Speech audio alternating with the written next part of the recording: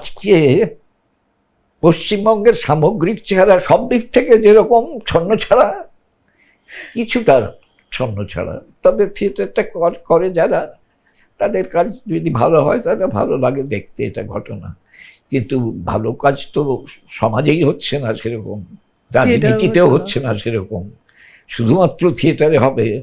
হ্যাঁ, কারণ দেখো সিনেমা, বাংলা সিনেমা এখন কোথায়? সত্যি কথাই। সাহিত্য কোথায়? সেই এত কিছু হচ্ছে চারপাশে, সাহিত্যে তো তার কোনো প্রভাবই দেখি। অনেক কিছুই হারিয়েছি আমরা, হারাতে চলেছি। সুতরাং থিয়েটারও যে একেবারে আগের মতো সেই জায়গায় দাঁড়িয়ে থাকবে তার কোনো মানে নেই। তবে তার মধ্যে স্পার্কগুলো আছে, শক্তিগুলো আছে, অনেকের মধ্যেই সেই ক্ষমতা আছে। অনেক ছেলে ভালো কাজ করছে, সুযোগ পেলে ভালো কাজ করছে। অনেকগুলো ইয়াং ছেলে বেরিয়ে এসছে, তারা ভালো পরিচালনার কাজ করছে, কিছু অভিনেতাও ভালো বেরিয়ে এসছে। কিন্তু কতগুলো অভাব বোধহয় আছে যেগুলো হয়তো একেবারে পিন পয়েন্ট করে আইডেন্টিফাই করা যাচ্ছে না, কিন্তু রয়েছে।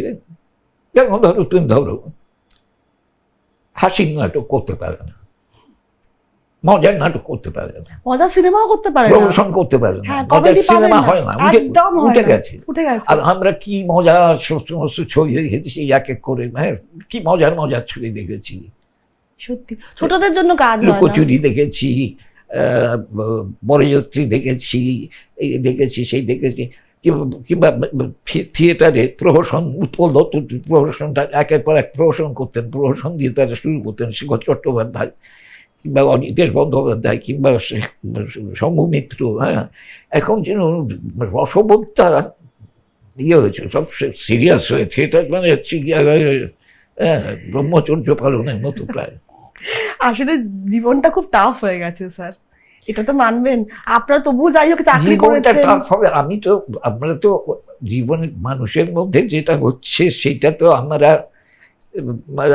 সেইটাকেই একমাত্র পথ বলে ধরছি না। আমরা তো তার থেকে বেরিয়ে গিয়ে আমরা কিছু অন্যরকম করবো, অন্যরকম ভাবে দেখাবো জীবনটাকে। দ্বিতীয় বিশ্বযুদ্ধের সময় ওই রকম চার্লি চ্যাপলিন, ব্রেক, এরা সব নাটক করেছেন, তাদের মধ্যে মজা নেই। তাই তো, এটাও একটা ব্যাপার।